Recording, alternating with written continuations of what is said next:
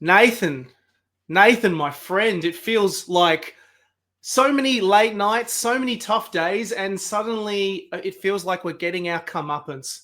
Uh, what a lovely way to wake up on a Monday morning to the news that you have not only beaten Wales, but you've beaten them by the largest ever margin at Millennium Stadium. That must have felt all right. It's a weird feeling, isn't it? It's a nice fan. It's like we've gone back sort of back to back. It's quite nice, actually. It's something I'm not used to. It's something I've got to get used to as a fan. But yeah, it's been a nice 8 or 9 day period. Yeah, it is weird. I must admit, the actual transition, starting this pod in 2018, right when things were on the downward slope, it feels weird to suddenly be like, oh God, we've got so many positive things to talk about and so much news. But we are here. It's dropped kickoff time once again. And for the first time in a little while, we have a guest. We have a guest with us. He's now locked into the insane asylum with us. He has nowhere to go. He's a man made in East Belfast. He's, of course, a sports writer at the Sydney Morning Herald. It is, of course, the one, the only, Jonathan Drennan. Jonathan, how does it feel to be in Australia and see all of this sudden craziness happening with the Wallabies performing really, really well on tour? I think I'm, well, first of all, thank you so much for having me. I think I'm with Nate. Just such a lovely surprise because if you do Australian rugby, now I've only been doing it for just over a year. It's such a doom cycle, and every game feels that the future of Australian rugby is on the line. It's actually been so nice to actually work in a positive environment. So can only imagine that that's even bigger for Nate. But no, really, really, really good. And I'm actually really enjoying it as well. And coming from Ireland, obviously, I knew what Joe Smith could do. And yeah, he's really, really putting together a great team. Love that just even in just 1 year that you've recognised the doom cycle that we're in. It didn't even take like a couple of years having to do it. It just, as soon as you hit it, you realise the cycle it's like nothing else, isn't it? Well, I'm from a country where people are probably naturally pessimistic with the lack of vitamin D and all that kind of stuff. But I did a tweet, which, yeah, it went quite big in terms of, it's just so far in the concept of me. It's so far into me, the idea of the Code Wars. So if the Wallabies are up, well, it's a bad opposition. Wales are terrible, or we fluked it. Shouldn't say we. Australia flipped it against the Wallabies, and then the whole storyline with Lee coming in. So to me, there's just so many more dynamics, and I think covering sport, covering the Wallabies, just brings in all these different storylines. Some good, some bad. But at the moment, God, it was good to wake up at whatever ungodly time it was, 2:30 a.m., coffee coursing through my veins. Nate is actually one of the few Australians I know that doesn't drink coffee. I have offered the man a coffee many times, but he's very good like that. He doesn't drink caffeine. What the hell?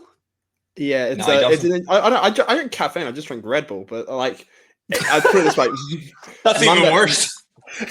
Yeah, so I'm not going to take a high horse here. Like it's no. But Monday was a rough slog. The old sort of 5:30, 6 o'clock finish where you're still trying to operate the next day or still the same day. It's not fun. Yeah, I think as well. That's the reality of it, being an Australian sports journalist as well. I mean, obviously, coming from Ireland, generally it's okay. Whereas if it's cricket or it's rugby, it's generally some really, really rough time zone. But we've obviously got Ian Payton out there at the moment doing brilliant work. He's the playmaker out there at the moment. So it's really good actually to have somebody out there as well, which sadly in this day and age, the way the media is, it's a bit of a luxury, but yeah, he's doing a great job out there, and I'm really enjoying reading his stuff as well. Yeah, he's been a machine. I'm not going to lie. He's a machine at the best of times, but I mean, when we were talking to him about the Australia 15 side and the fact that he was the only source of any sort of information around that Bristol game, no broadcast, no nothing. It was just literally him. He is clocking the hours and working overtime. And out of curiosity, seeing as you have come from Ireland, just a question to ask, because I know that the thing that is always really talked about around Australian rugby is just how competitive the actual space is for a country of 25, 26 million people. I mean, does it seem like that? Obviously we're enjoying a time now where Ireland and Irish rugby is looking really, really strong. Is that is that the case? Because obviously you've got there's plenty of other great sports in Ireland as well, like your Gaelic football, your soccer, everything like that. Is it a similar case in Ireland, or is it a case that rugby is like New Zealand or South Africa, just still the main dominant sport, still top dog? Yeah, no, I think rugby's definitely not the dominant sport in Ireland. I think rugby's always had a really, really strong audience in Ireland. I mean, obviously, I'm a bit old these days, and I remember my first game. It was 1995, Ireland against France with my dad, and Ireland just you were paying your money knowing that your team was going to get pumped, and you were desperately hoping you would get one win, maybe against Scotland or Wales in those days. And then Italy came in. I think now actually Ireland, they've got a little bit, I wouldn't say arrogance. I read a piece in the Irish Times where they're saying they've got a little bit entitled. I would actually agree with that. Like, no Irish team should be thinking when the All Blacks come that, oh yeah, it's a gimme. And I feel there has been a bit of a narrative in that Ireland have had such a good run. But in terms of Ireland, in terms of popularity, soccer will always be the biggest sport in terms of population, people playing it. Then you've also got, I suppose, the nearest thing to Australia in terms of a comparison is we have Gaelic games, which they're completely amateur. Now, they're played by so many people, a lot of Irish rugby players, Tyke Furlong being a great example, was a really good Gaelic footballer, quite a big Gaelic footballer as well. But I think a major reason rugby actually has a competitive advantage in terms of the athlete is it's one of the few places you can stay in Ireland and live and work as a well looked after professional athlete. So whereas in Australia, it just blows my mind. I mean, take away rugby league, right? Take away AFL, which is the other sport I do. We've also got professional leagues in basketball. We've also got professional leagues in A-League and cricket. Ireland, if you want to be a professional cricketer, right, there's the Ewan Morgans of the world, but that's a complete minority. So here is so different. I mean, in Ireland, if you go to a rugby school and you're a gun rugby player, like Blackrock, which is kind of like our Shore or Joey's, you're going to play for Leinster in Ireland. You're not going to go, I want to play for Dublin Gaelic football, because it's just, whereas here, we always have that thing where like Ireland or Australian 19s, they beat New Zealand, incredible achievement. There's already a complete fight over how many, there's like three players that we wanted to keep. And I think, I think I reported one's already gone to the Dragons, I think it was, Nate, wasn't it? Tigers, I think, Makasini. Tigers. Sorry, guys. Yeah, Tigers. So in Ireland, they just don't have that. So the Ireland schools rugby team, all of those players categorically will want to play for Ireland. You get very rarely, you get the odd. There's a guy, Conor Nash, who actually plays AFL, who played Leinster schools rugby, who then elected to play another sport, and probably could have played maybe Leinster, but that's very, very rare. So that's a major difference. If you want to play professional sport in Ireland, rugby is one of the very few ways you can do it. Whereas here, I mean, there's so many options for a talented athlete. Because you sort of have been onto the AFL bait and NRL bait as well, sort of to an extent. Like, do you see these athletes and when we're going to the TRC and not winning games, you're looking at these guys being like, geez, if, a Buddy Franklin or an Isaac Heaney was playing 12 or 13, this could be a completely different story right now. I mean, obviously it's a bit different as well. I mean, Ireland's obviously a smaller country, but it is more condensed and it's almost easier to manage. We also, a bit like Australia, we benefit from a provincial system. So a bit like your state system. So there's like 4 states in Ireland, 4 provinces, and then they all feed in. And then we also have a really condensed, Dublin rugby schools are very strong. Belfast, pretty strong, and Cork. So they're almost acting like sub-academies. Whereas I think in Australia, a major weakness is A, it's fragmented, and B, as you say, Nathan, South Australia, WA, like NT, Tassie, there are absolute gun athletes, incredible athletes who can do things with, a spherical ball that we can only imagine, but they're only ever going to go in AFL, and there's no way they're going to fall into rugby. So I think Australia, in terms of athletic talent, that's never been an issue here. It's just where can rugby sit in the totem pole, and it's a really, really difficult fight. I mean, it really is. And I think Ireland, people have no idea. Like the Wallabies, I've always said this to people in Australia, the Wallabies are a far bigger brand abroad than they are here, and they're far more respected. So, for example, if the Wallabies are in their tracksuits, I'll let you know this when I go to Dublin. When the Wallabies are in Edinburgh or Cardiff and they're having a coffee, they'll be getting so many people wanting selfies and photos. Nate, you and I have been many times down to Coogee for recovery sessions, mate. Like, I think I've maybe seen one person even say, "Oh, hey, God," if that. And if they go down to Dublin for a coffee, they'll just, like, so many people will want, or in England as well. So it's a really weird thing of, like, it's kind of as a country, it's just so much more respected because rugby is more of a global game, but within Australia, it's constantly denigrated, I find. It's such an interesting perspective to hear, like, this other alternative point of view, but also just like where we sit in the greater scheme of things. And I'll tell you what, the Wallabies are definitely trying to change that. And if they keep it up with the amount of games that they're actually nailing down at this moment, it is, certainly you'll be getting a lot more people talking about it. When you have, I think, the head of the NRL calling up places to ask, hey, why is there so much rugby coverage? You're clearly doing something right. But let's talk about this the rugby this weekend and dive straight into it. And as always with the show, we kick off with a left field question. I believe we just literally sent this to you like a few minutes ago. So it'll be more of a question for both of you two than for me. The question is, which journalist, seeing as we have a few more here in our midst, which journo would you take to back you up in a pub brawl / pub fight? Nathan, I'm going to throw this to you first because I'm actually really, really curious who your answer is on this one. It's interesting. Do stand commentators count as well? Because I'll take Sonny Bill. Nah. You can't take it. No, or Hooper. Yeah, no, you can't go. You can't. Yeah, well, Sonny Bill actually, but yeah, that's a good one. But nah, you can't go. Where does it stop? That's true. You just keep calling on ex-players. Justin Harrison. Yeah, Paul Gallen. Just start fighting. Yeah, I'm trying to think. Who do I think has an underrated fight in them? Honestly, I'd probably grab. Tom Deason's got a bit of size in him. I'll grab Tommy Deason. I think he's got a bit of size. Like, I reckon he's probably got that underrated sort of rage in him that can just sort of all that pent up Eddie rage that he can just unleash on somebody. I think he'd be really flattered to hear that, actually. I'm surprised. Yeah, I'm really surprised you didn't go for Finn Morton. I'm really surprised. I mean, it's just mate. He has had a fight. I will say that. Mate, he did boxing. Like I would have thought you would have gone for him. Good mate of yours, knows how to handle himself. But he didn't win that fight, and I kept reminding him that. So he's 0-1. We know his limits. It's so funny. Like, when I feel like sometimes with some journos, like when you see a referee and then you see them in the flesh and you're like, oh my God, you are actually like a really jacked individual.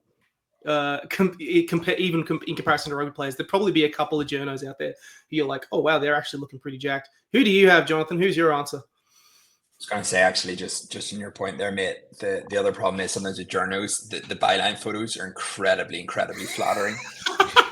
I'm not saying that mine is, but like I'm a bit more aesthetically challenged than other people, and I know I nearly bankrupted the art department. There were so many filters, I looked like a cartoon character, but so you can be like disappointed. When you see someone and you're like, oh, he's quite a good looking rooster, and then you see him and he's like got grey stubble and he's falling apart from the stresses of the job. But in terms of I actually thought about this, and I thought about this really far more than I should have. I would go Ian Payton, and I'll tell you why. Very cool, calm, has athletic pedigree. He would be very diplomatically sound in that he could de-escalate, but I also reckon he's that guy who, he would stand his ground as well. So a bit of a left field one there, but I did think also Jamie Panderin from the Daily Telegraph, because he is quite a bigger physical presence. But I felt, if my mouth got me in trouble, I reckon Ian Payton would be good at de-escalating it. And he's sort of like, it's almost like, the guy in Goodfellas that you just don't mess with. I think that's I reckon Ian Payton. And also, like, That's a fair shout. well, him and Tom, I mean, Tom Decent's actually, he's very fit, but seeing as you went Tom Decent, I'll go Ian Payton. I love it. That's a good answer. Actually, I reckon he's got a. You feel like he may have another side to him. Pedo, if you're listening, never show your other side because I think we'll all be. Mate, he has respect. He has respect in the community. So I reckon it'd be like those old Wild West films where you walk through the salon doors and Pedo turns up and like it's just calms the place, you know. Harsh consequence. Whereas Nathan and I come in and there's just bottles getting chucked at people. Yeah, I'm just trying to survive. That's it. Yeah. Oh man, I'm out of there. Speaking of people in situations who need to survive, I think we really need to talk about this game over the weekend because based on the result of that, we have so many questions to ask, not just about the Wallabies, but also about Wales because there is, of course, the game.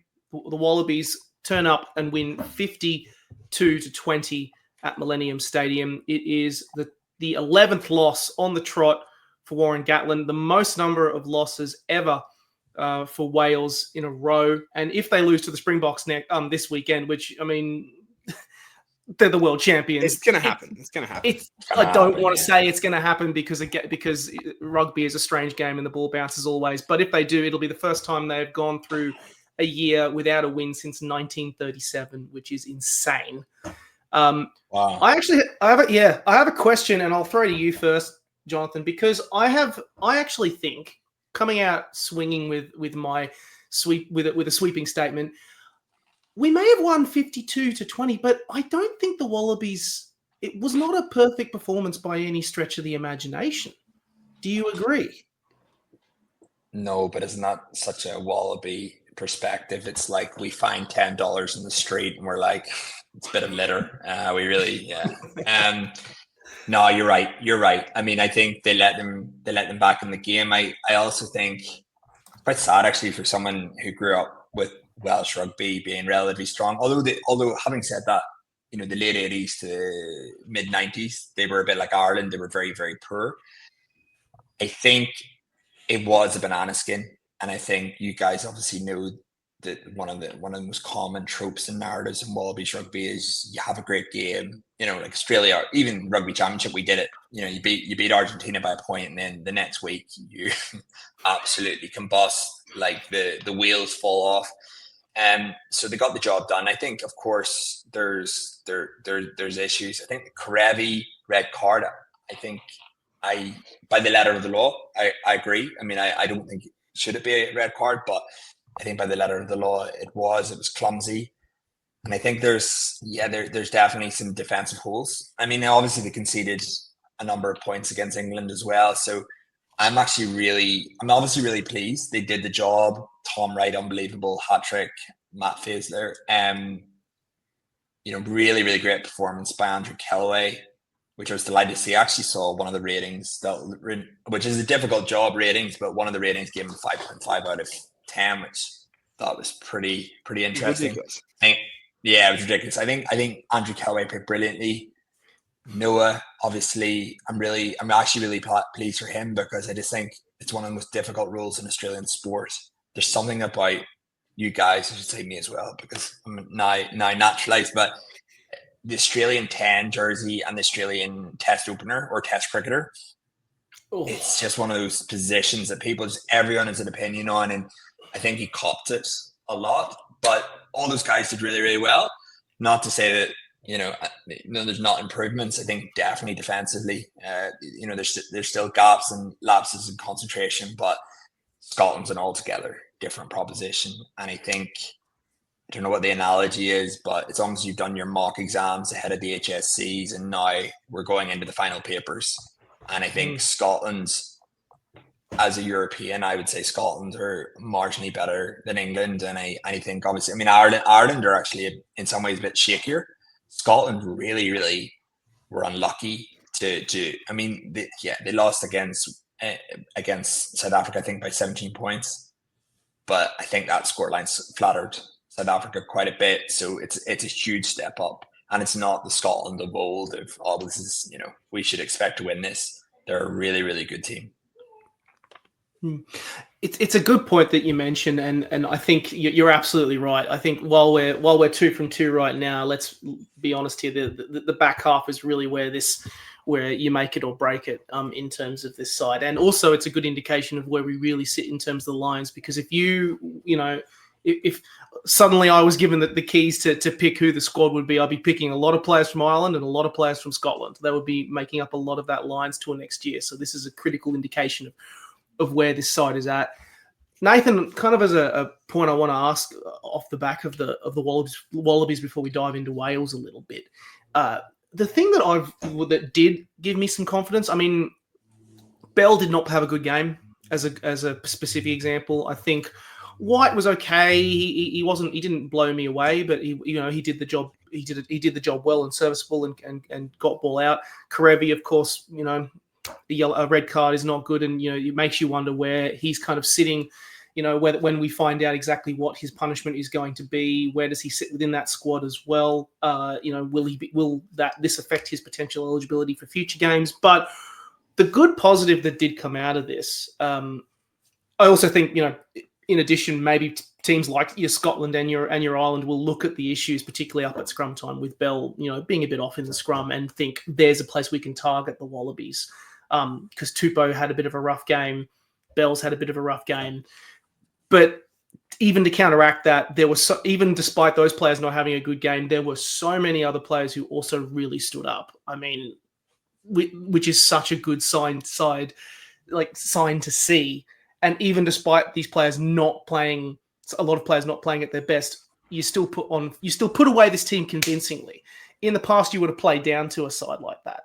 And made it a bit more of a struggle, but it felt different this time, didn't it? Yeah, when you hit 19-13, red card in the bin, you start thinking, oh God, here we go again. We've seen this so many times before, particularly scrum going backwards.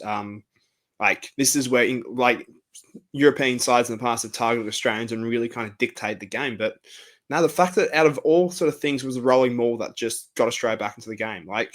The addition of Will Scotland there, was incredible. He just solidified that area, turned it into a real weapon, and you've all of a sudden start seeing a bit more of a complete performance, which we haven't seen in a while. And for it to for all talk to be around the flashy plays and, the flicker towel moments and Tom Wright's, all their sort of brilliance, to have sort of 3 or 4 tries where it was just sort of solid fundamentals around that maul, around just sort of grinding out a game. Altoa sort of backing the maul rather than just sort of playing for the time to run out, that real positive rugby and not just positive throwing a ball around and hoping for the best type sort of deal. That's, I think, what was the big difference and a real sort of sign of growth under Schmidt, which was actually really exciting to see, and a sort of a sign that Australia it's not all just sort of smoke and mirrors, they're heading in the right direction.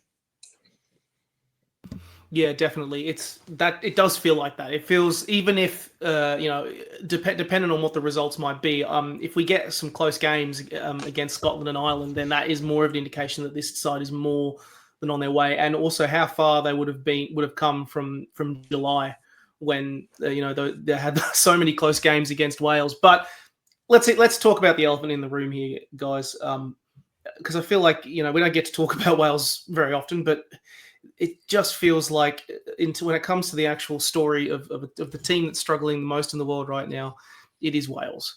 And my first thing that I did was immediately just go and see what Squidge had to say, because obviously the man on the ground has a lot to say. And if you can, there's an amazing 40-minute video where he kind of does a spitball and talk about all of the issues, and that the problems do not just start with Warren Gatland as coach and all of the behind-the-scenes stuff that has been really bad coming out of Welsh rugby. But it's all the stuff that's happening at the lower levels. Honestly, it gave me a moment where we always talk about those the problems here in Australia, and I had a moment of real hesitation, going oh my God, this is. It sounds eerily familiar, but maybe even a bit worse with some of the behind-the-scenes the issues they've had. I feel like it's such a general question to ask, but I'll throw it out to you both, and Jonathan, you can ask this first. It feels like Gatland is Wales's most successful coach statistically. He took them to world number one. Now he is responsible. He's there with them, having lost more games in a row than any other team. I get the feeling that it seems a case of when, not if, he gets the cut. And realistically being, I mean, they probably won't do it until after the South Africa match. It may be different to all of our listeners if they're listening to this. But it feels like even if they get rid of him, it's not going to be enough. What do you think?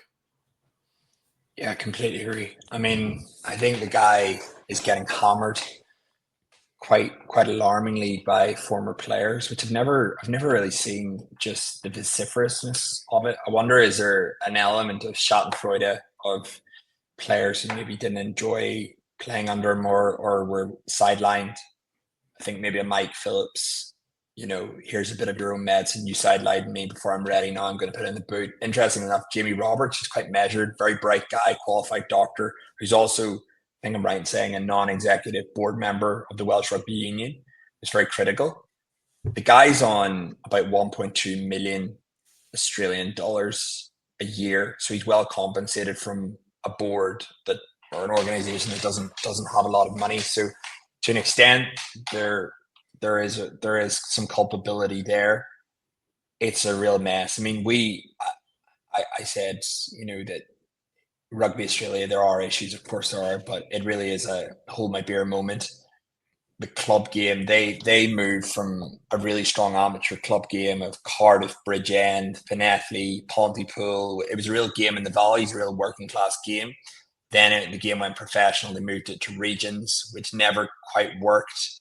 And the game is also, it's a country of just over 3 million people. It's a really small country, of which football is growing and growing. And football was always popular, but obviously you had Gareth Bale. They got to the Euros in 2016. You've got the whole Wrexham storyline with Ryan Reynolds.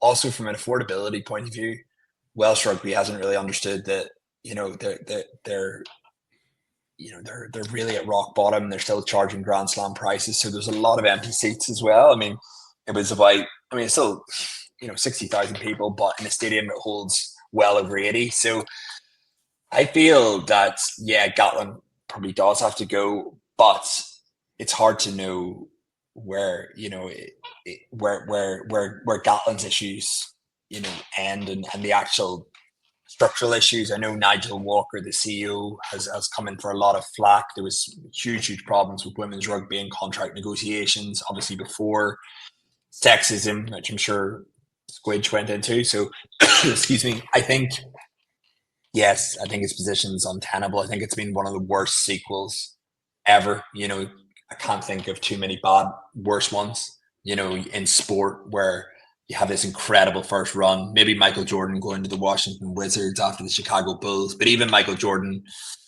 was still presentable at 40 years old at the Washington Wizards, whereas to have such a bad losing streak, it's a pretty sorry end for Gatland if he does go.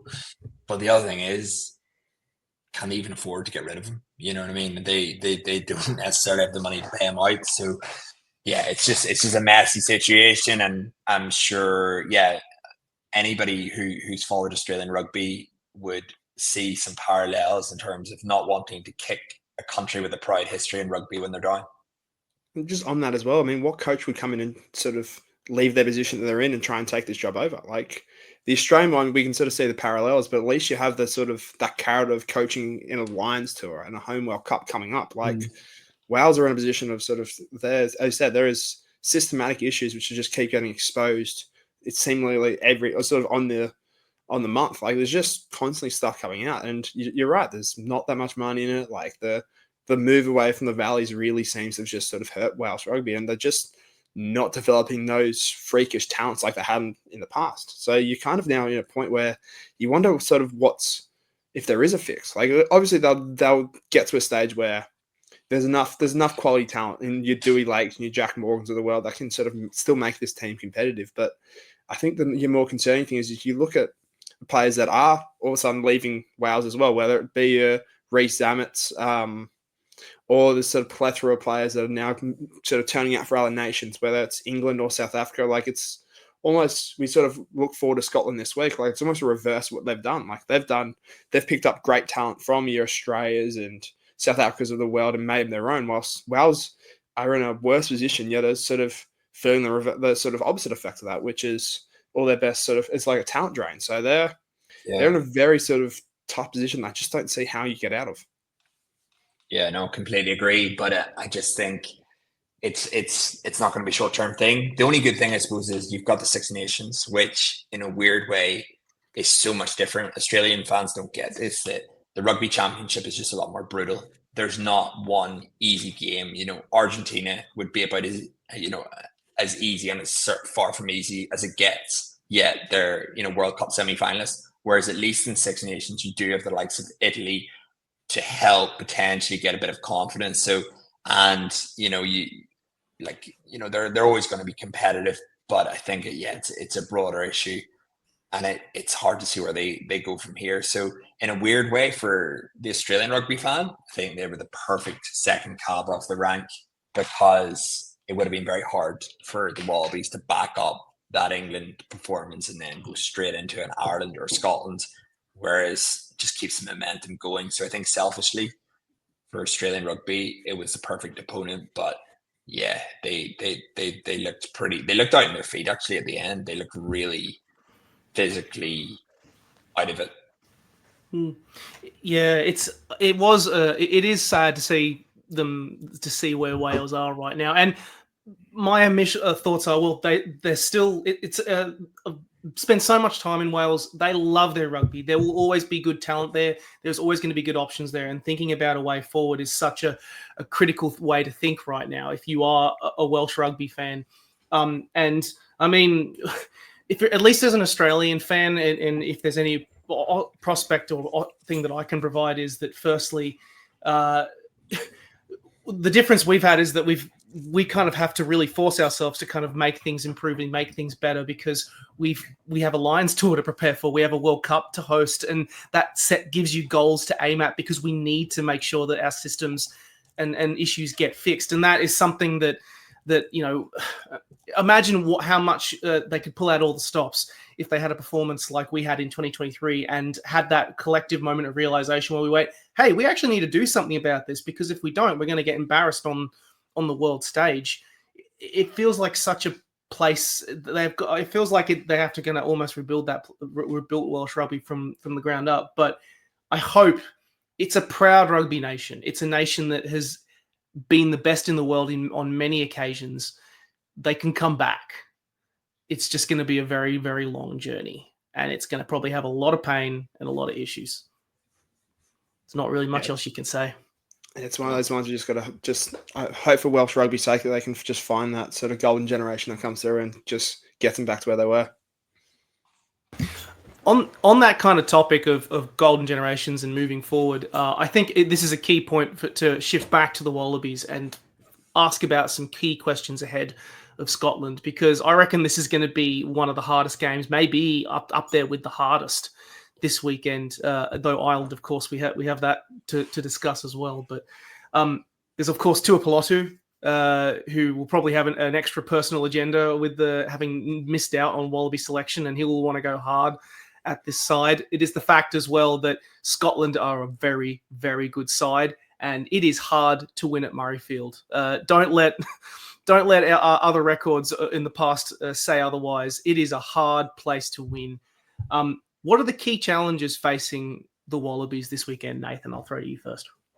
I think it's that back line. You look at Finn Russell, a man who can just create anything. Like, he is just someone who can, he's a rare player where he can burn you with his speed, he can burn you with his hands, he can burn you with his kicking game. Like, he's just almost the perfect player. And I'll be very surprised if he's not the starting 10 for the Lions next year. Like, he's just such a freak. And the combination he has with Graham and Vandermeer on those edges, it's going to be a long day for Kellaway, and particularly Kellaway and Jorgensen on those sort of flanks if they're selected.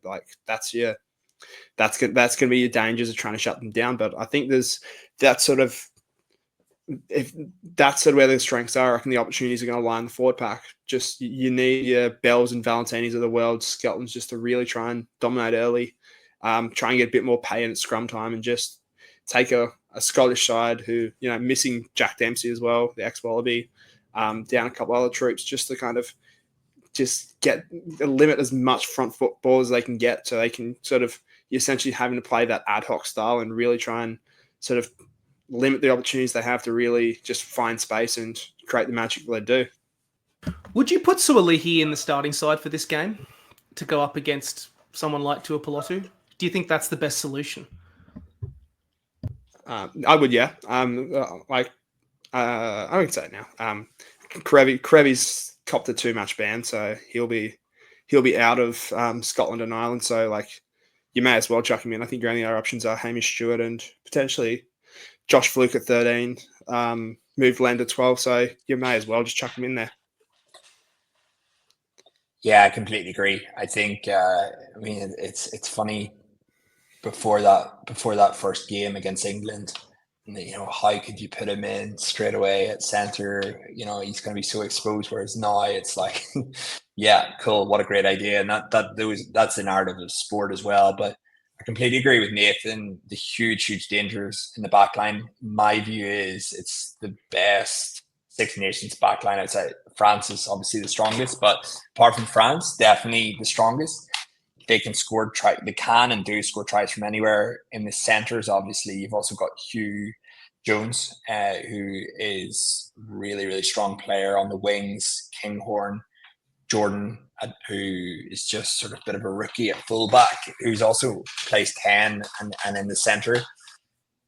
Russell can and will do anything. I think previously where teams have tried to target Scotland is they're physically generally a bit smaller. So the likes of Ireland last year and the Six Nations really went after them, or this year I should say, physically. South Africa as well. Actually, in both instances, they really stood up against that physical fight. I did notice that the Scottish scrum obviously was weak against South Africa, but that's not exactly a barometer because most teams are weak against the South African scrum. They've got a good tight head in Xander Fagerson. I did think that if there is a way we can target their depth isn't so hot in the forwards, so particularly on the tight head side. So I do think as well, maybe it's a really good one for Angus Bell because Fagerson, I think probably will be tagged Furlong as the Lions starter at tight head facing him, but Fagerson's, he's going to be in the mix, certainly off the bench. So it's a really, how often do you say Angus Bell is a per game? Very, very rarely. I think I said in my own match ratings, he is almost a victim of his own success, because he's so high. Great way for him to come back and lay down a marker. So I think as well, that extra heft of Skelton, maybe he suffers a bit. He's not the world's most mobile forward, but I think if I was to guess, it's going to be a really direct. Wallabies are always going to try and outmuscle them. It can't be running rugby. It's going to be a really typically Edinburgh winter day. It's going to be rain. It's going to be cold. It's going to be hard for the likes of Tom Wright to come in. If it is that arm wrestle, I think it's perfect for Skelton. Absolutely perfect. Who's used to scrummaging and everything that comes with it in the top 14. So I think it's a huge ask. I think they're rightfully favourites. I think they put up a real fight against Scotland or against South Africa. They left points on the table. So for me, I actually think in some ways is maybe not a tougher challenge in Ireland, but I think Scotland have shown stronger form. Ireland, let's not forget, Ireland got out of jail really against Argentina, whereas Scotland's put in a far better and far more complete performance against South Africa. The only thing which might work for the Wallabies is, right, they had South Africa, but they were coming off a long lag. Then they played Portugal, but it was kind of more or less a Scotland A team. So the way I would be approaching it is up front. As I say, I think they do have a better back line. And also maybe targeting. Russell can slightly, he is a genius and he's mercurial, but he can kind of lose the head a bit if things don't start working for him.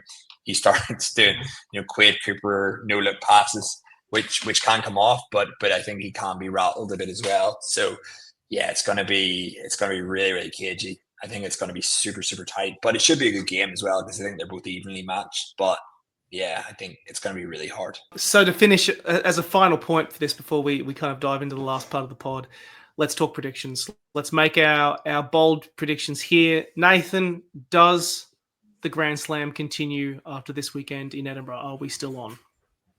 I may as well. Like the momentum's a hell of a thing. Like I probably wouldn't have said this 3 or 4 weeks ago, but the confidence is just like it's a funny thing. You have the Scotland side coming off against a loss against South Africa, and a lot of that July and this sort of window playing against, let's face it, tier 2 nations. So they're not. It might sort of be a case of just being able to sort of take advantage of a team that hasn't really been tested outside of the top in the world. So I reckon we can, if sort of all goes away, forwards can get on top as Australia can get this done. Bold, very bold. I reckon Scotland's tight win, and I really hope I'm wrong. I really, really hope I'm wrong because, well, when I go back to Dublin to cover the game, I'll be in for a workload like I've never seen before. I'm going to be surgically attached to my keyboard, but I think it would just be so good for this game. It would also be more importantly, it would be good for our future employability. But no, I think just it would be such a great boost for the game to do that. And after all the doubting, and also the broader narrative, there's TV rights deals, there's the Lions, the huge disrespect to Australian rugby. Why are we touring? There's no point. And then finally, actually, probably in some ways, most importantly, getting Joe Smith. I mean, it's probably going to be a family call at the end of the day, family first. But if he can see, which I think he does, and he's really enjoying working with these players, he's enjoying the feedback. He's got an appreciative fan base. If he can get even one more win, forget the Slam. Slam would be amazing. But if he can beat either Ireland, which would be amazing, or Scotland, wow, it's a really strong persuader to go, Joe, like 2 more years, like go to the World Cup. Like you're building something special here. So yeah, I really hope I'm wrong, but I think probably Scotland's at home, really strong back line. Ben Russell conjuring magic, but yeah, as I say, I hope I'm wrong. Jonathan, you sort of mentioned there, I guess that idea of, have you sort of allowed yourself to just wonder your thoughts and think what that'd be like this, going back to Ireland and cover a Wallabies team that's going to be in the Grand Slam? Because I mean, you've caught yourself a couple of times tonight with the we, when you're talking about Australian form. It's like, what's that sort of feeling like of going back, having sort of immersed yourself in the crazy world that is Australian rugby, and now sort of getting to sort of experience that, not only Joe Schmidt's first game back, but watching sort of Ireland take on Australia? I mean, I'll always be proud of where I'm from and everything like that, but I actually would be more invested in an Australian win, because I just think it would mean, like, to be honest with you, Ireland beating Australia wouldn't really change anything in Ireland. I mean, it would be a great short sugar hit, and people would respect Australia and they wouldn't take it for granted or think it's an easy win. But conversely, what that would do in Australia for the game and the future of the game and all those things I talked about, trying to keep the coach, trying to get kids to play the game or whatever. Yeah, 100%. I'd like to see Australia win. And I don't say that lightly, but I just think there's so much at stake. There always is so much at stake with every Wallabies game there is, but particularly for this, they went in malign, no hopers, the narrative of the record defeat in La Plata or Santa Fe, and then to come back and actually be in with a shout. I just really, really hope that regardless of what happens in Scotland, like there is an element of perspective, because I've just seen it. I've seen the highs and I've seen the lows, and I've seen how quickly the media narrative can change. It's either feast or famine.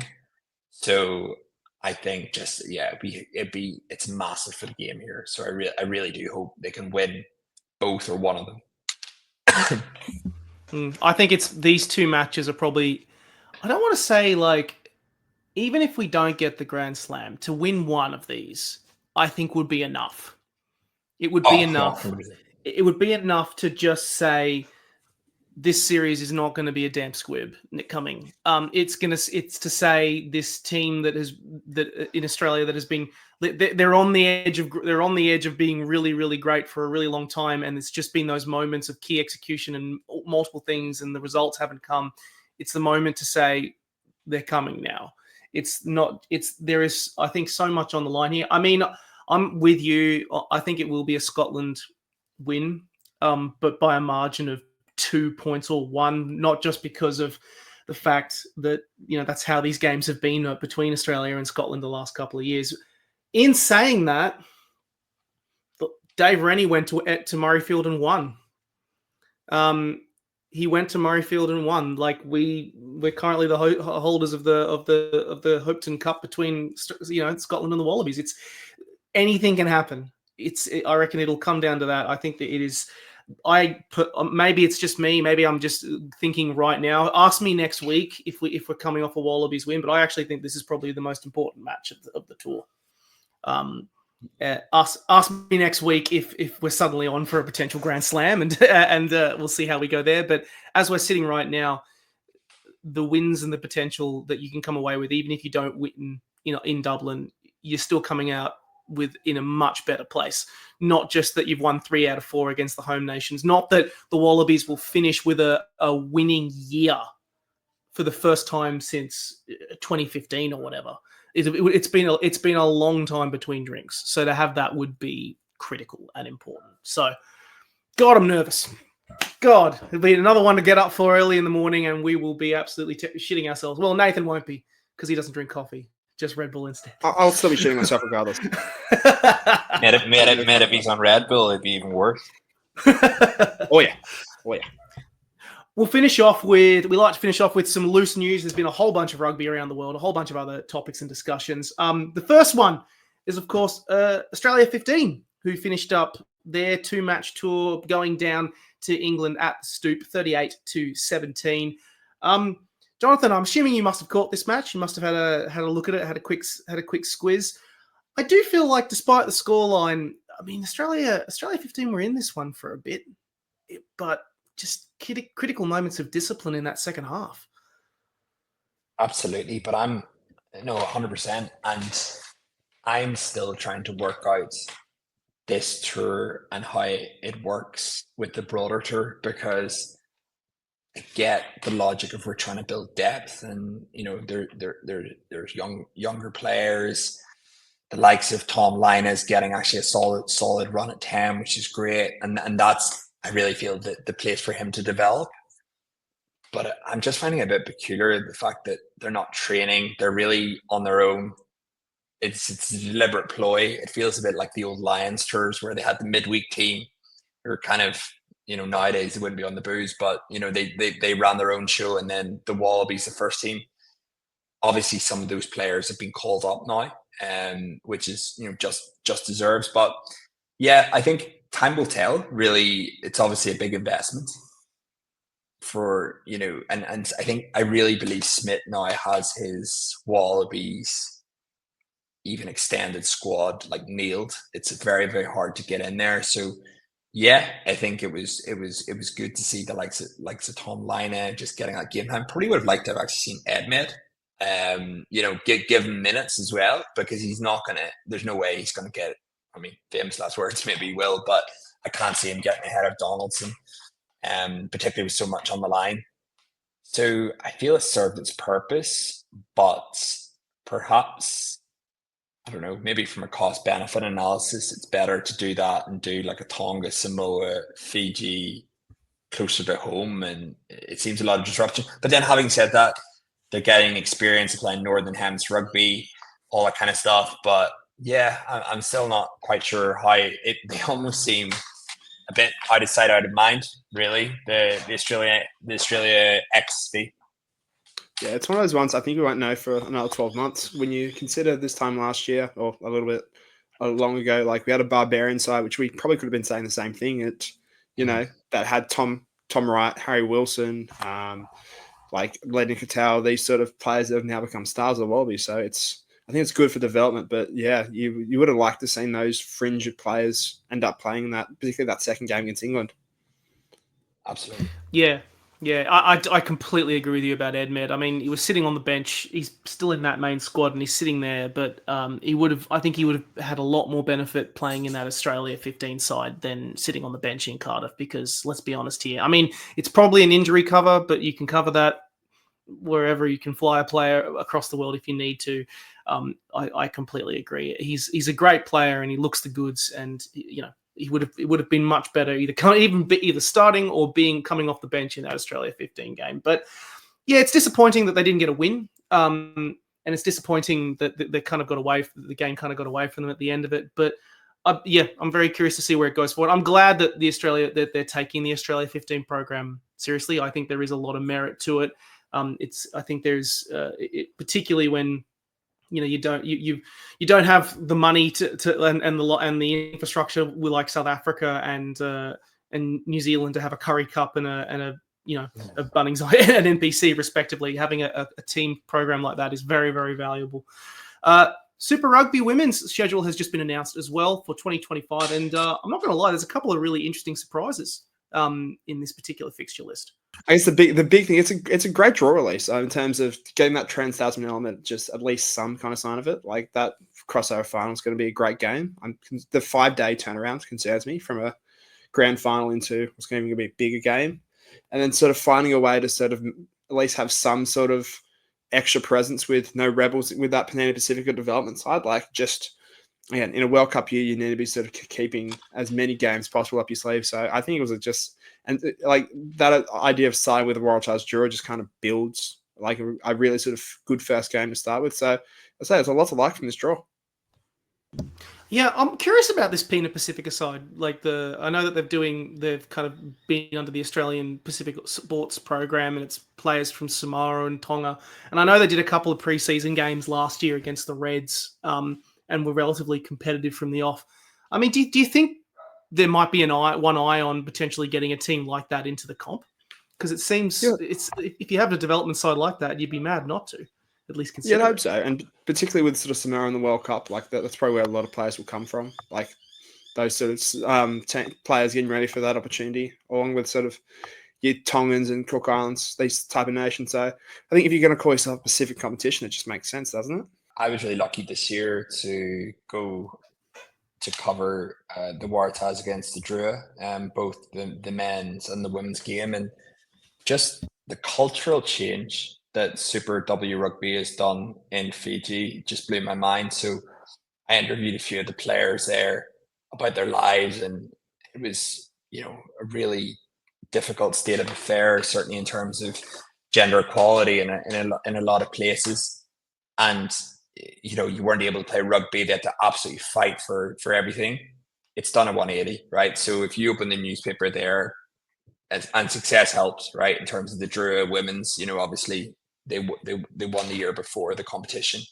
They're like front page of the newspapers. They're endorsing stuff. They're people are coming in to watch their games with really, really good crowds. It's not a novelty or whatever. So I just think the power of that is incredible, and just within Pacific Islands. So if there's a chance to get another team up, I think it's brilliant. I think it's also actually very good from an Australian government perspective as well, in terms of international diplomacy, because rugby is always used in terms of Pacific Islands as an entry point, but just what it can do. And then I think, to Nathan's point, the players obviously have asked for more games, better standard, going into World Cup, it's so important. I do agree. I think 5 days, well, it's a hell of a turnaround. You're coming off a grand final, and then you're trying to get body and mind recovering. But I think, the best of the best, whoever that's going to be from Australia or New Zealand, it'll be great to see, and it'll be great for the game. So yeah, full credit to Super Rugby and the team there for listening to the feedback and actually creating a more positive product. Yeah, absolutely. And yeah, you're not wrong about the influence of rugby in the Pacific Islands. When you go to Fiji, the Drua are everywhere. No joke. They are everywhere. You go to any part of Fiji, whether it be the mainland, Vita Levu, you go to the islands, there is a Drua flag somewhere. There is someone wearing a Drua shirt somewhere. They are everywhere. So absolutely makes sense. And then the last kind of big story that we need to talk about is, are the Rebels gone? That's the question. I know it's Nathan. I can see you rolling your eyes, but this came out of a certain establishment that I happen to work for. Ridiculous. No. That I happen to work for. But the Raw, apparently there's talk about the Melbourne Rebels might being able to find a new home in this apparently mooted global franchise league that is talking about a new global rugby competition. First of all, talk me through what this global rugby competition is, and is it actually a legitimate thing that may happen, that the Rebels may join it? It just sounds like a bunch of... I'll do it. Yeah, it sounds just like the whole what was it? The 12s, the 10s, whatever. It just seems like another one of these. 12s. Another one of these leagues that people just pitch and say, "Oh, we've got all these players signed, and it's supposed to be the IPL for rugby with 8 or so franchise sides." Like it's all just a bunch of just ridiculous chat that just gets thrown around. Like it's not going to happen in the sort of this grand scheme of things. Like everyone looks for this sort of IPL equivalent, but like given how strong top 14 is, Premiership, like it's not going to matter. Like you're not going to get these big stars away from them, and particularly when international eligibility is so attached to a lot of these clubs. And that idea of the Rebels coming back, like I mean, I'd love them to come back, but they're again owed $20-30 million debt to the government. Or sorry, $20-30 million, 10 or 11, which the government, like, they've got their own problems. Like, I think this is sort of a Hail Mary thrown up there that it's just not going to happen. Yeah, I think as well, the other thing is in terms of a brand, right? So in sport, we think of brands, whatever it is, New York Yankees, Manchester United, even like new soccer clubs like Inter Miami, whatever. Like with all respect to the Melbourne Rebels, they're not in any way, shape, or form strong brand globally. It's not like, I don't know, like you think the strongest rugby club in the world, in terms of brands, what Leinster, but even like with nobody's really, or La Rochelle, Toulouse, right? Toulouse is probably about as strong as it gets brand wise, but even nobody's, it's not like soccer. I think the other thing is in terms of those Rebel or LIV style IPL things, cricket, and certainly things like basketball or whatever, soccer as well with the Ronaldo Messi thing, they can deal with personality led. So it doesn't really matter where Ronaldo goes. People don't support his club; they support wherever Ronaldo is or Messi. It doesn't matter. And golf is it's an individual sport as well. But I think basketball, like Giannis, plays for Milwaukee Bucks, people would easily just shift. I think that's maybe a different generation. Rugby just doesn't have that. I mean, you think the elite players, right? Sia Khaleesi, in terms of brand value and Dupont, like nobody is going to go, oh, well, I'm going for the Dubai Chieftains against the Qatar Kangaroos, and Dupont against Khaleesi. Because guess what? We already have that in rugby in terms of which is we have the Lions in terms of your dream hybrid team, or you have the Barbarians. So which is a complete anomaly in sport where it kind of probably shouldn't really be happening in professional era where you can get a mix of players from all around the world. So I just cannot. Yeah, I think it's dead in the water. I think in the UK and Ireland we describe it as silly season where newspapers are desperate to fill their pages because it's obviously just not a lot happening, and there is a lot happening, and my view is it's probably one person who has an idea and they're ringing up and saying I'm having conversations. At the end of the day, I can have conversations with rugby players about a crazy idea, but it doesn't mean that's happening. So I think I'm not even entertaining it. Fair. Well, look, if we hear any more about it, it'll certainly be one to watch the space on a little bit. It's I reckon that'll do us for another episode of the podcast this week. Of course, we'll just get one last answer from both of you. This weekend, there's a lot of rugby. There is a lot of rugby. It's not just, of course, the Australia and Scotland. In the games coming up this weekend, France are set to play Argentina. Ireland are going to host Fiji at the Aviva Stadium in Dublin. And Wales, of course, as mentioned, will take on South Africa.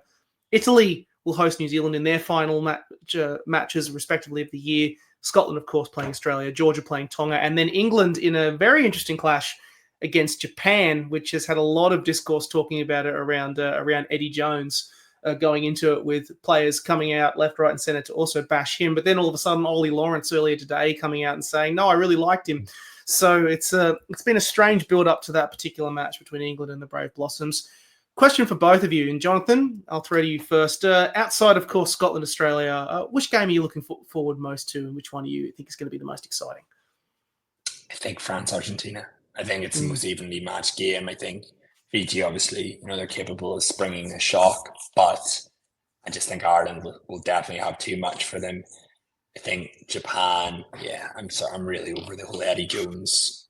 It's like the Dickens Christmas Carol, the ghost of Christmas past. He just won't leave you alone with bad memories. So I'm over that narrative, and I liked Eddie. I disliked Eddie. Not like, let's move on. I think Argentina, France is a really, really good game. I actually looked at the odds for Italy versus New Zealand, and I've never seen. You know, I normally when the betting's so crazy, they just go suspended. It's something like it's paying 0.00001. So basically, something, my maths is terrible, but if you put $10,000, you'll get like $1. You know, like that, those kind of odds. So I don't think that's going to be a shock. But no, I think in terms of a game I would watch outside, yeah, I think Argentina, France, it's always, yeah. I mean, there's the capability. I mean, Argentina are a really, really good side. So yeah, I think that would definitely be the game by a long shot. Yeah, I mean, I'll go with that England-Japan game would have been nice if we didn't get it like 3 or 4 months ago. But yeah, I'll nominate Wales, South Africa. Like just that sort of idea of, you know, Wales got nothing to lose. Just maybe South Africa take the sort of foot off the gas a little bit. And as you said earlier in the pod, crazy things have happened. Amen to that. It is. I don't know, Nathan. That seems like going to a funeral in front of 50,000 people to watch the death of Welsh rugby. But mate, as you say, straight, you say that you're right. They have nothing to lose. They have absolutely nothing to lose, which might, make them dangerous. Yeah, it would also be kind of almost the most Wales thing to suddenly happen, that out of nowhere they pull it out of the fire and beat South Africa. It would just be, of course you did. Of course you did. You beat South Africa. As a way to finish up. I don't know why. For me, I'm really excited to watch Georgia Tonga. Maybe it's just from not just because you two have picked the first two answers that I was going to go with, but also because I really like Georgia. I've liked Georgia for so many years. There is the whole talk about if they're ever going to join the Six Nations as only continues. It only continues, and I mean, like. They lost by 3 points to Italy last week, and frankly, they probably should have won that game. They were they were a really, really strong side. And I just love seeing how passionate Georgian fans are and how amazing they are, and seeing them playing in Tbilisi would be fantastic. And, Tonga, I wouldn't say that they've been on fire, but they have had their moments on several occasions this year. So be one to keep an eye out for. So purely just for the second tier level in me that enjoys those games so much. I'm going to be looking forward to that. Thank you very much, gentlemen. Cheers, Jonathan. Thank you very much for appearing on the show. It's been a joy talking rugby with you. Nathan Williamson as well. To all of our listeners, we'll catch you the next time round.